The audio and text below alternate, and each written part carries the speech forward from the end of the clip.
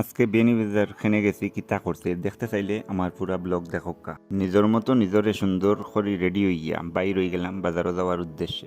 গাঁও আর ফতর সৌন্দর্য উপভোগ করিয়া গেলাম গিয়া বাজারও গিয়া প্রথমে ফারজানা টেইলার সলিউশন বাইর কাছে গেলাম। যেখানে গিয়া আমি কিছু কাপড় সেলাই দিলাম। পরে বন্ধু রেদওয়ানোর দোকানে গিয়া একটা টাইগার খাইলাম আর মেসা বললোকে একটু গল্প করলাম। ভালো লাগলো, কিন্তু আমার রেদওয়ানটা মিস করলাম। পরে জড়ুয়া তাই আমার বাগনিন তোর লাগি আর বনির লাগি কিছু চুড়ি কিনলাম। খুব সুন্দর লাগছে আসলে, বাচ্চান্তর জিনিস অনেক সুন্দর। পরে ছোট ভাই রেদওয়ানোর দোকানে হইয়া একটু সময় বইলাম। জান্নাত ফ্যাশন ইনার কলেজ রোড, আপনার এখানেও বাচ্চান্তর সুন্দর সুন্দর মাল পাওয়া যায়, আপনারা গেলে দেখবার। পরে চাউ খাইয়া আপনার বাজারও দেখলাম অনেক জাম লাগ গেল। পরে রেদওয়ানরে লইয়া রিলোডও গেলাম। রিলোডও অফার আছিল ফ্যান্টর, আর একটা ফ্যান্ট আনলাম, খুব ভালো লাগছে আমার কাছে। পরে তার লগে একটু আটি গল্প গুজব করিয়া জাউন প্লাজা তাইয়া একটু আনারস চাটনি খাইলাম। খুব ভালো লাগে আনারস চাটনিগুলা খাইতে।